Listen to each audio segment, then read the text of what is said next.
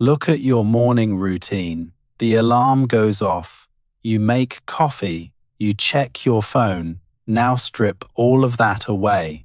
Every appliance, every screen, every piece of technology you take for granted. What is left is something surprisingly familiar because roughly 3,500 years ago, ordinary people in ancient Egypt woke up at dawn, kissed their families, ate breakfast, went to work, complained about their bosses, came home tired, and did it all again the next day. Their lives were more like yours than you'd ever expect. If you are using this to drift off tonight, perfect. These stories have waited thousands of years. They'll be here when you wake up. Subscribe and stick around. Here is something that might surprise you. When most people think about ancient Egypt, they picture pharaohs and pyramids and gold masks and mummies. They imagine a civilization obsessed with death.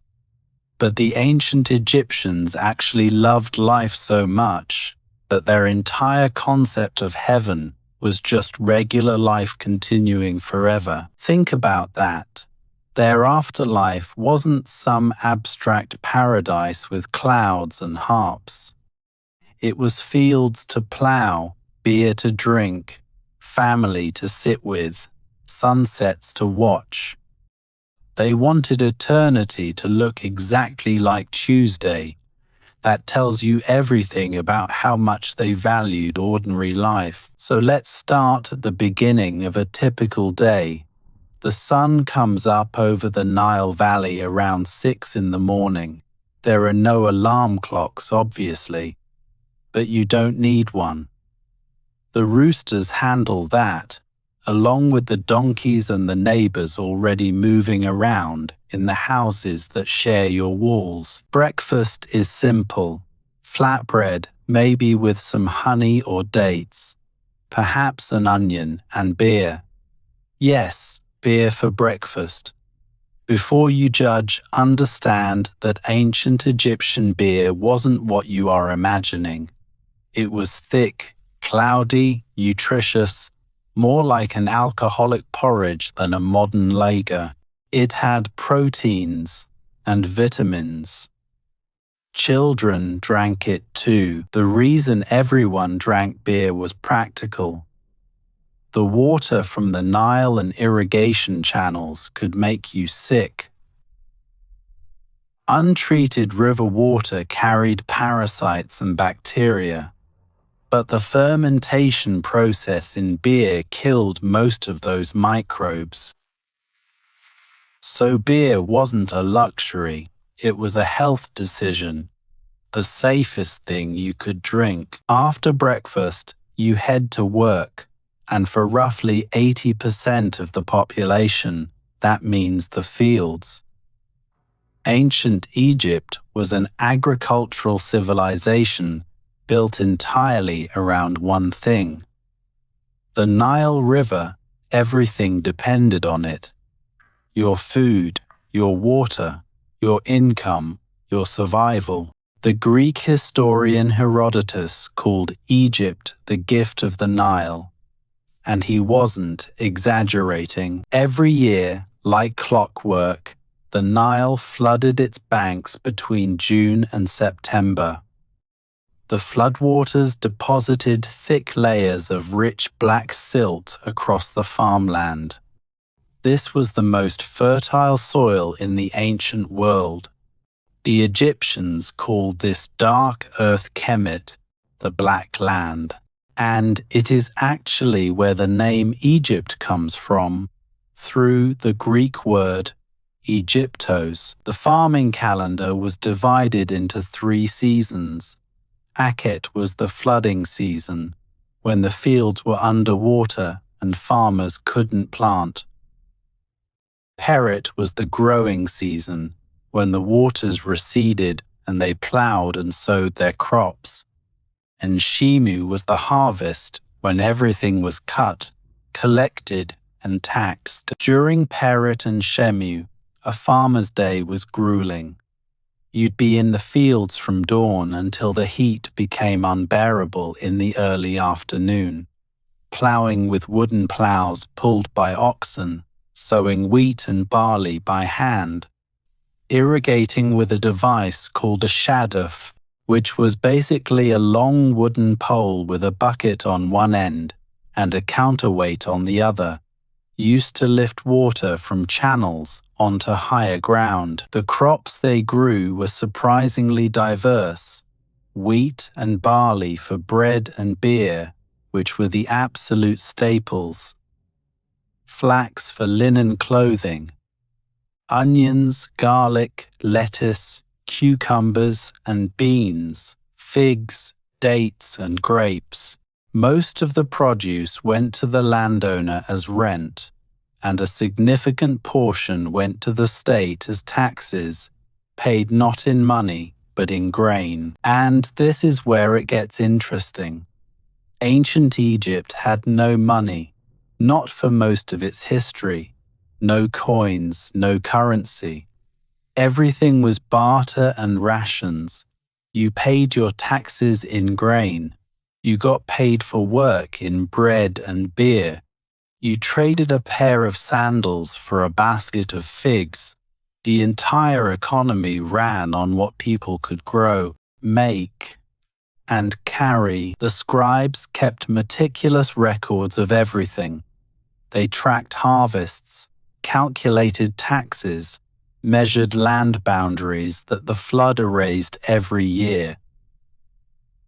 Being a scribe was one of the most respected professions in Egypt because literacy was extraordinarily rare.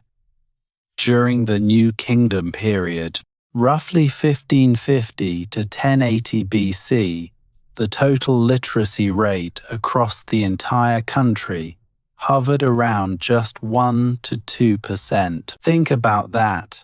In a civilization that produced some of the most spectacular writing and literature in the ancient world, 98% of the population couldn't read a single word of it. The scribes held enormous power simply because they could write things down, and the scribes knew it. Ancient Egyptian texts written by scribes are full of passages essentially bragging about how great their job was compared to everyone else's. One famous text, called the Satire of the Trades, describes every other profession as miserable. The farmer is exhausted and covered in mud. The soldier's life leads to an early death. The fisherman is terrified of crocodiles. But here is the thing. While the scribes were writing these self-congratulatory texts, the evidence tells us that ordinary life in Egypt wasn't nearly as grim as they made it sound. And we know this because of one extraordinary place, Deir el-Medina. It is a small village on the west bank of the Nile near modern Luxor, and it is one of the most important archaeological discoveries ever made. This was the workers' village, the place where the artisans who built and decorated the royal tombs in the Valley of the Kings lived with their families for roughly 400 years. What makes Deir el-Medina extraordinary isn't the architecture, it is the paperwork. Thousands and thousands of ostraca, which are pieces of broken pottery and limestone flakes that the villagers used as notepads. They wrote on everything: letters, shopping lists, legal disputes, love poems, medical prescriptions, attendance records. It is the most detailed account of daily life from the ancient world that we've ever found, and it completely changed how we understand ancient Egypt. Before Deir el-Medina was excavated, most historians assumed the pyramids and tombs were built by slaves. The evidence from this village proved that wrong. These were skilled, paid workers, government employees, middle class by the standards of their time. The village held about 68 houses within its walls, home to the workers and their families, roughly 500 people total. The houses were small, connected, sharing walls with neighbors on both sides. Each had about 4 or 5 rooms, a kitchen, and a staircase leading to the flat roof, where the family slept on hot summer nights. Inside, every home had a small shrine for household gods. The Egyptians didn't just worship in temples. Religion happened at home, every day, in small personal ways. You'd light a lamp for a small statue of Bes, the dwarf god who protected families, or make an offering to Tauret, the hippo goddess of childbirth. These weren't abstract beliefs. They were daily rituals woven into the rhythm of domestic life. The men worked an 8-day cycle, 8 days on the tombs, then 2 days off. During their working days, they'd hike over the limestone ridge to the Valley of the Kings, a steep climb greater than scaling the Great Pyramid. They'd sleep in small huts near the worksite and have cooked meals delivered from the village. The work itself was divided among specialized teams. Stonecutters carved the tomb from solid rock. Plasterers smoothed the walls. Draftsmen sketched the outlines of scenes using grids. Painters filled in the colors. They worked in 2 gangs, left and right, like the crew of a ship, each supervised by a foreman. They were paid in rations. Each ordinary worker received roughly 300 liters of wheat and 110 liters of barley per month. That is enough to feed a family of nearly 10 people. The foremen and scribes got more. It wasn't luxury, but it was a comfortable living by ancient standards, roughly 3 times what a common field laborer earned. Now, while the men were away at the tombs, the women ran everything else, and their work was just as demanding, if not more so. Grinding grain into flour was the central task of a woman's day, and it was backbreaking. Before the New Kingdom, there were no mills in Egypt.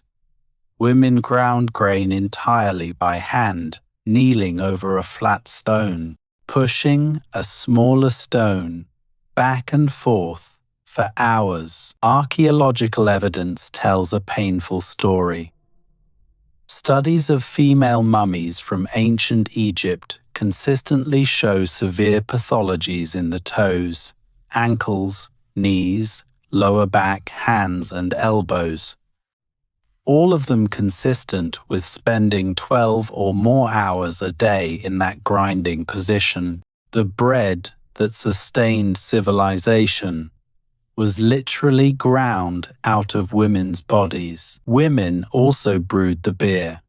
In fact, for most of Egyptian history, brewing was considered women's work. The goddess who presided over brewing was Tenenet, a female deity. Tomb paintings consistently show women straining mash and grinding barley for the brew. Some women ran their own taverns, brewing and selling beer right from their front rooms. At Deir el-Medina, several houses were essentially converted into neighborhood bars. And here is something that might surprise you. Egyptian women had legal rights that wouldn't exist in many Western countries until the 19th or 20th century. Women could own and sell property. They could run businesses. They could initiate divorce. A papyrus dating to roughly 1600 BC even discusses a woman's right to choose to have an abortion. Women could work as scribes, doctors, and priestesses. But let's talk about something both men and women did every single morning.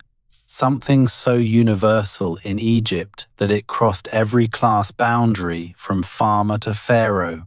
They put on makeup. Specifically, kohl eyeliner.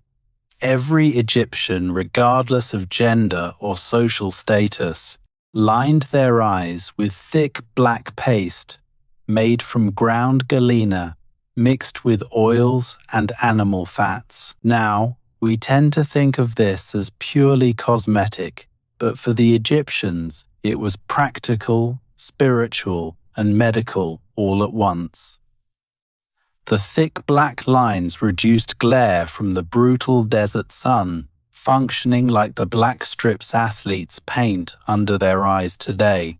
The lead compounds in kohl actually triggered an immune response that helped fight bacterial eye infections, which were rampant in the Nile region. And spiritually, lining the eyes invoked the protection of Horus.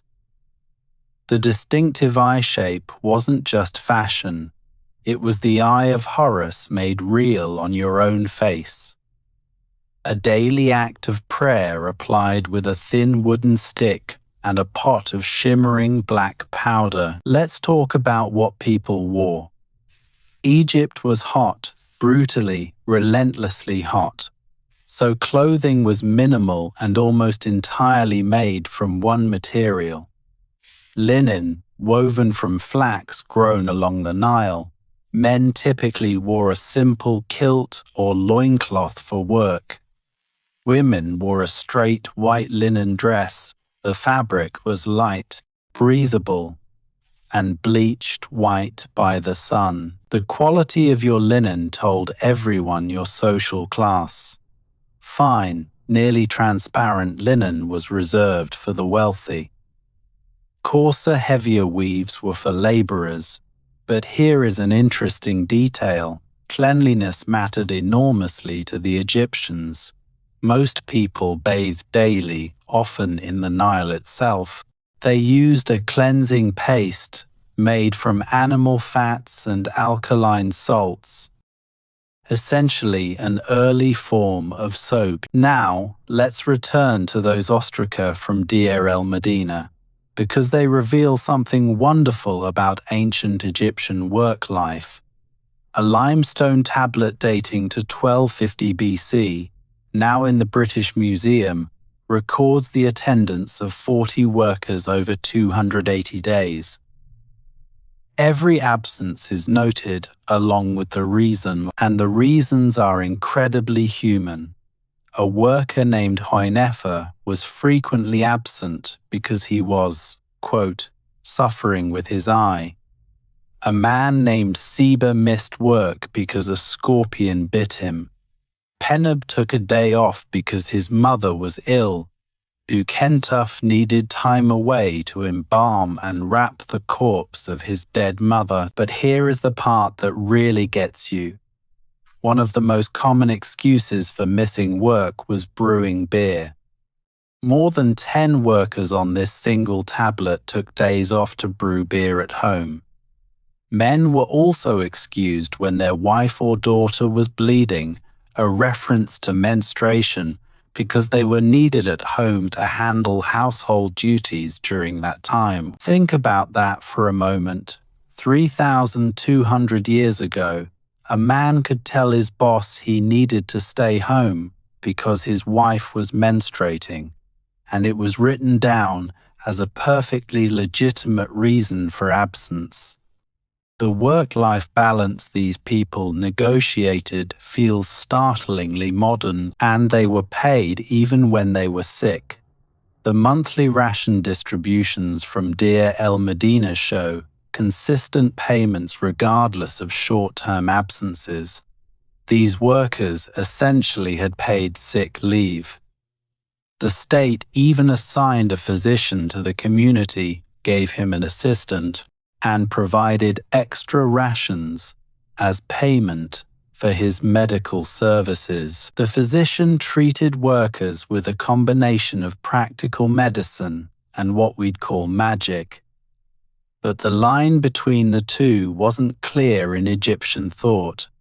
A prescription might call for honey and grease, both of which have genuine antibacterial properties, alongside an incantation invoking Sekhmet, the lioness goddess of healing. The ingredients were often common household items, which meant ordinary people could prepare simpler remedies themselves. But here is the thing. Not everyone lived as well as the workers at Deir el-Medina. That village was exceptional. Those were skilled government employees doing important, secret work on royal tombs. The average Egyptian farmer lived a much harder life. For peasant farmers, the land they worked wasn't theirs. It belonged to the pharaoh, the temples, or the nobility. They paid rent in the form of most of their harvest. A common phrase used by farmers when starting their day was "let us work for the noble." They kept just enough grain to feed their families and perhaps trade for other necessities. And during Akhet, the flooding season, when the fields were underwater and no farming was possible, farmers didn't get a vacation. They were conscripted for corvée labor, meaning they were required to work on state construction projects, the pyramids, the temples, the monuments that tourists photograph today. Those were built in part by farmers with nothing else to do during the flood months. And this is where we need to address one of the biggest misconceptions about ancient Egypt. The pyramids weren't built by slaves. The evidence from multiple archaeological sites, including worker camps at Giza itself, shows that the builders were paid laborers. They received bread and beer rations, medical care, and were buried in their own cemetery near the pyramids, with honors that slaves would never have received. Workers at the Giza Plateau received beer rations 3 times a day. One scholar estimated it took roughly 231 million gallons of beer to build the Great Pyramid. That is not a joke. That is an actual calculation based on workforce size, daily rations, and construction timeline. Egypt was literally built on beer. The beer itself was closely linked to bread. Both started with the same ingredients, emmer wheat and barley. Brewers would partially bake loaves of bread, crumble them into water, and let the mixture ferment. The result was a thick, cloudy, slightly sour beverage with a relatively low alcohol content, maybe 2 to 3%. Different varieties had poetic names, like Friends Beer, Iron Beer, and Beer of the Protector. There was even a festival of drunkenness, held annually in honor of the goddess Hathor.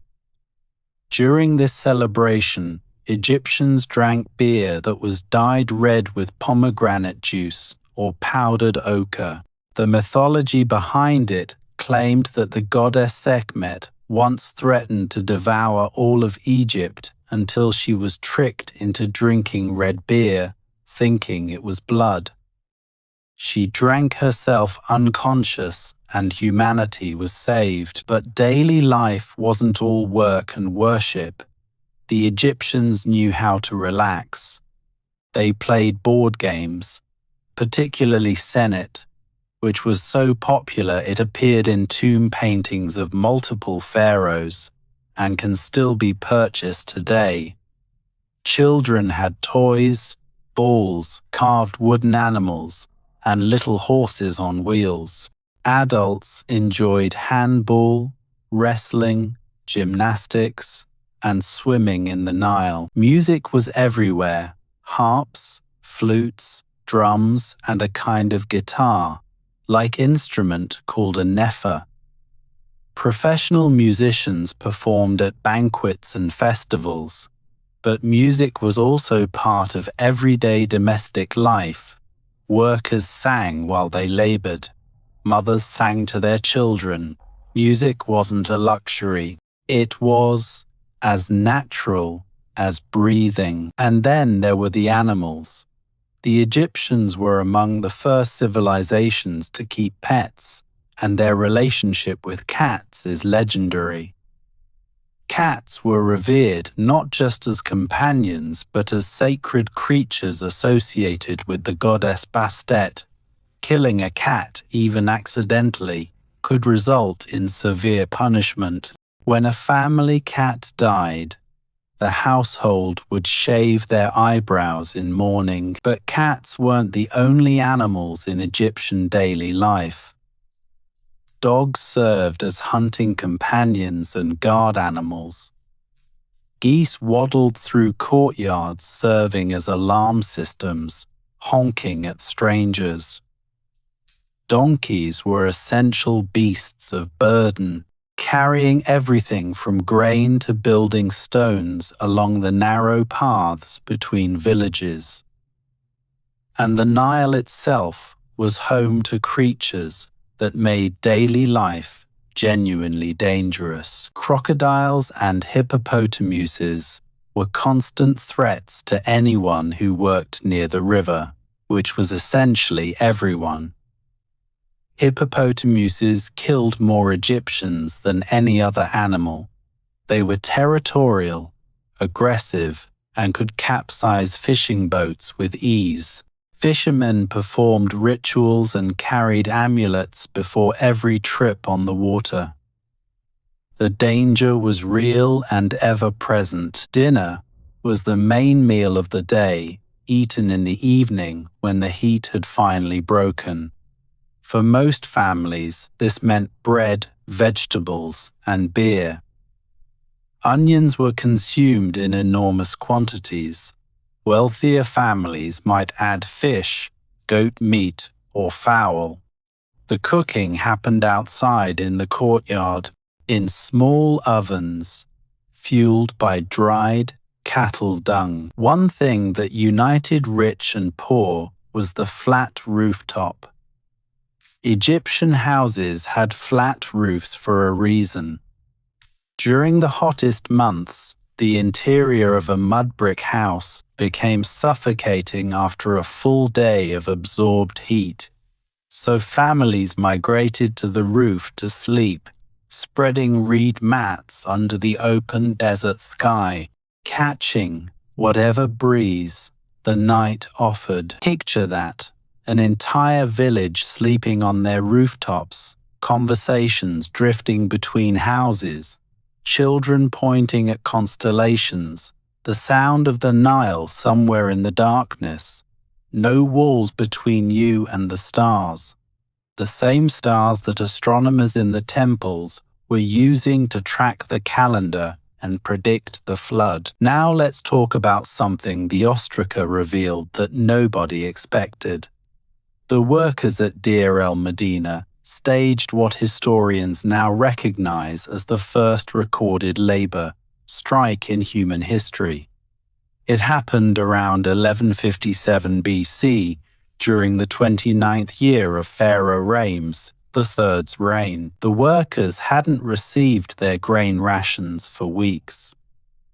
The Egyptian state was struggling financially after costly wars against the Sea Peoples, a coalition of invaders who had nearly overrun the country. Resources were stretched thin. Corruption among officials made it worse. The food simply stopped coming, so the workers did something unprecedented. They put down their tools, walked out of the village, and marched to the funerary temples at Medinet Habu. They staged a sit-in. The scribe Amonarch recorded their words. "We are hungry," they said. 18 days have already elapsed this month. There is no clothing. There is no ointment. There is no fish. There are no vegetables. Local officials tried to reason with them. The workers responded with what the record calls great oaths and refused to return until their grievances were addressed. The vizier eventually authorized the release of grain from the temple storehouses, and the workers went back temporarily. But the payments kept falling behind, and 3 more strikes occurred that same year. The scribe Amonot documented everything, not because he was sympathetic to the workers, but partly to cover himself legally. His records are now known as the Turin Strike Papyrus, housed in the Museo Egizio in Italy. It is the most detailed account of a labor action from the ancient world. And it reads like something that could happen today. But here is the thing that makes the strike even more significant. In Egyptian culture, the pharaoh's primary duty was maintaining Ma'at, the cosmic principle of balance and harmony. When workers went unpaid, it wasn't just an administrative failure. It was a betrayal of the fundamental order of the universe. The workers understood this. They weren't just demanding food, they were demanding that the pharaoh do his job. Let's step back and consider what the evidence tells us about the emotional lives of these people. Because the ostraca from Deir el-Medina contain more than just work records. They contain love poems, private letters between husbands and wives separated by work, arguments between neighbors, records of divorce proceedings, even what appear to be the doodles and homework of children learning to write. One letter found at the site is from a man writing to his dead wife, asking her spirit to stop causing his current wife bad luck. Another records a long-running legal dispute between neighbors that lasted 11 years. People gossiped, feuded, fell in love, got jealous, and complained about their in-laws. The specifics were different. The emotions were identical to ours. Children were considered blessings from the gods. Girls typically married around 12, boys around 15, and most marriages were arranged by parents. But the evidence suggests genuine affection was common. Tomb paintings frequently show couples holding hands, embracing, or sitting with their arms around each other. These weren't posed portraits. They were images of how people wanted to be remembered for eternity. Education was limited but valued. Boys from wealthy families might be sent to a scribal school where they spent years copying texts onto ostraca and learning the complex hieratic script. The training was rigorous. A 4,000-year-old student writing board, now in a museum, still shows the teacher's corrections in red ink. Some things really are timeless, but most children never saw a school. Boys learned their father's trade by working alongside him from an early age. A carpenter's son became a carpenter. A farmer's son became a farmer. Your profession was inherited, not chosen. Social mobility existed, but it was rare and usually required exceptional skill or military service. Girls stayed home and learned from their mothers, grinding grain, brewing beer, weaving linen, managing the household economy. These weren't considered lesser skills. Running an Egyptian household was a complex operation that required managing food stores, water supply, textile production, and the health of the entire family. Children played with toys that look surprisingly similar to what children play with today. Archaeologists have found carved wooden animals, balls made from stitched leather, spinning tops, and pull-along toys, including little horses on wheels. Dolls made from clay, wood, and fabric have been found in homes across Egypt. Some had movable limbs and tiny wigs made from real human hair. Family life revolved around the home, and homes revolved around the courtyard. This was where food was prepared, where children played, where neighbors visited, where deals were made. Privacy as we understand it barely existed. You shared walls with your neighbors. You heard everything.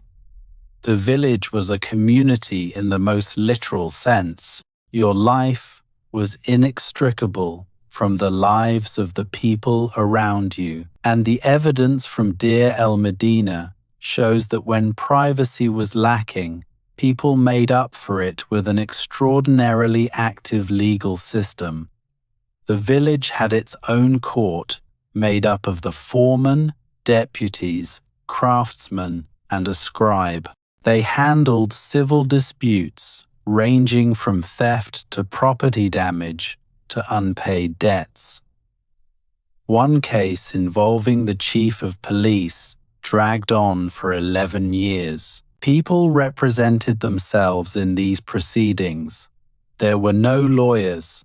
You stated your case, presented your witnesses, and accepted the judgment. The community policed itself because it had to. Everyone was too interconnected, too dependent on each other, to let conflicts fester unchecked. If you are drifting off right now, that is completely fine. The Nile will still be flooding, the beer will still be brewing, and the neighbors will still be arguing when you come back. Let's talk about something we rarely consider. How did ordinary Egyptians think about time? They didn't have clocks, obviously, but they had an incredibly sophisticated understanding of the calendar. The year was divided into 3 seasons of 4 months each, with each month having 30 days plus 5 extra days at the end, giving them a 365-day year. They tracked the movement of stars, particularly the star Sirius, whose annual reappearance on the horizon coincided with the beginning of the Nile flood. This gave them a predictive calendar tied directly to the most important event in their agricultural lives. When Sirius appeared, the flood was coming. Plant accordingly. But ordinary people didn't think about time in terms of years or centuries. They measured their lives against the pharaoh's reign. Dates were recorded as year 29 of Ramesses III or month 4 of winter. Day 24. When a new pharaoh took the throne, the counting started over. Your personal history was always framed within the story of whoever sat on the throne. And speaking of everyday technologies that we take for granted, the Egyptians were innovators in ways that don't always make the history books. The Shaduf irrigation system, papyrus paper made from river reeds, leavened bread, which they may have discovered by accident when wild yeast landed in exposed dough, toothpaste made from powdered ox hooves, burnt eggshells, and pumice. They were problem solvers, improvising solutions from whatever the Nile Valley provided. Their medical knowledge was remarkably advanced for the ancient world. The Ebers Papyrus, dating to roughly 1550 BC, contains over 800 remedies for ailments ranging from crocodile bites to depression. Some prescriptions used honey, which we now know has genuine antibacterial properties. Others called for moldy bread, which contains naturally occurring penicillin. They weren't just guessing. They were observing what worked and writing it down. But here is where it gets complicated.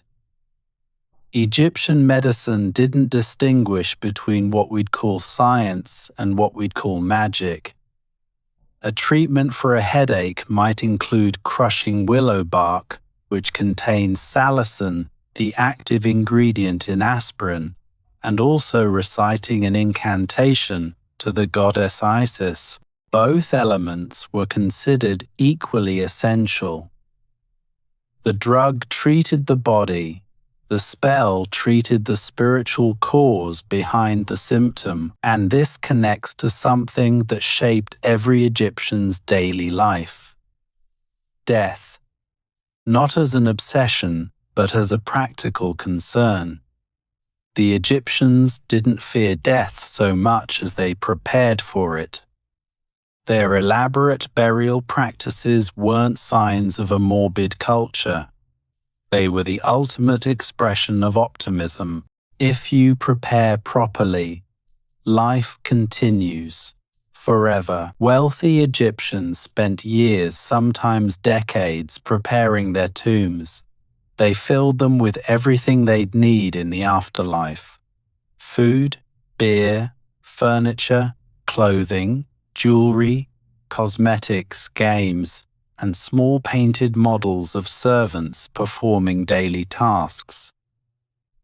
These models are incredibly detailed: tiny bakers kneading bread, miniature brewers straining beer, little boats with full crews. They were building a fully operational household in miniature for eternity. For ordinary people, the preparations were simpler, but no less sincere.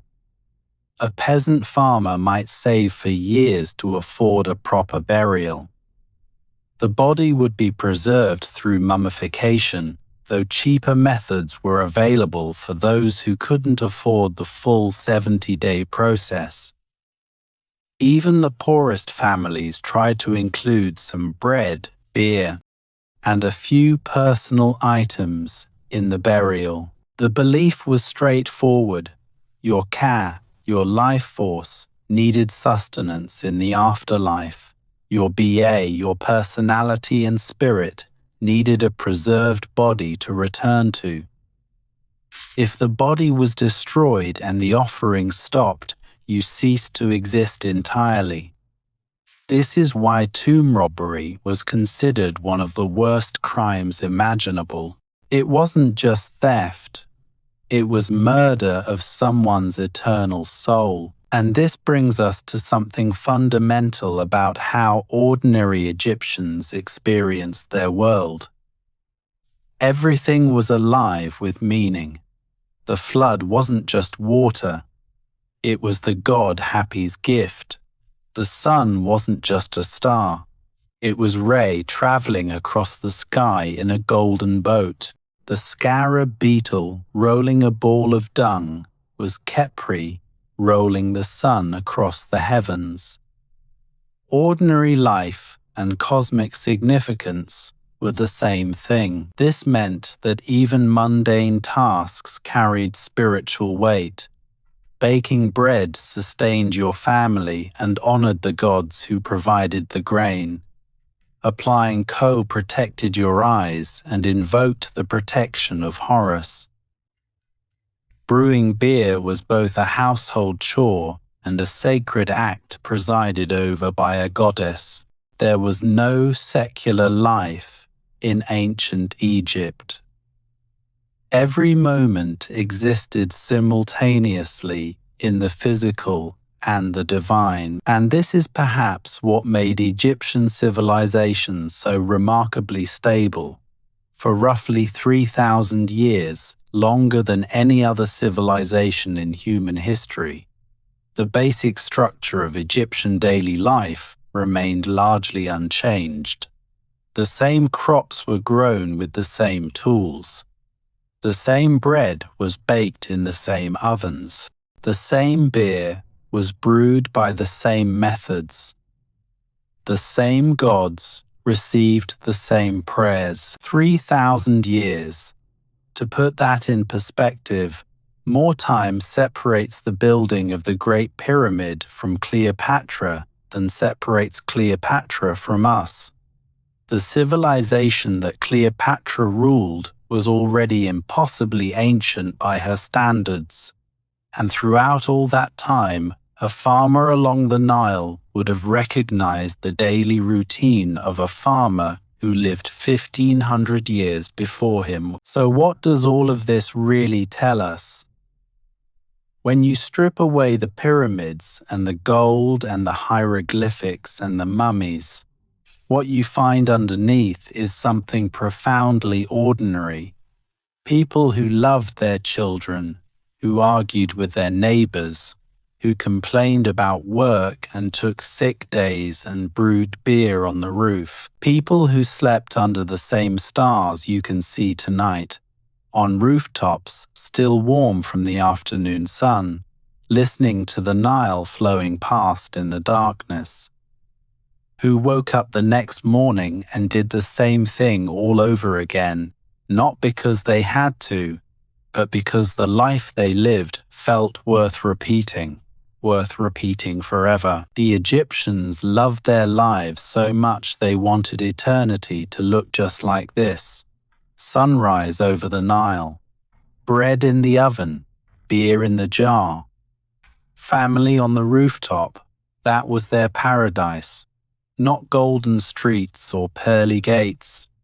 Just another good day. Next time you wake up and start your morning routine, the coffee, the breakfast, the commute, remember that you are performing an ancient ritual.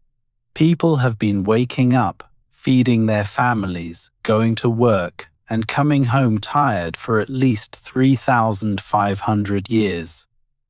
The details change. The rhythm never does. Thank you for spending tonight with us. We'll see you in the next one.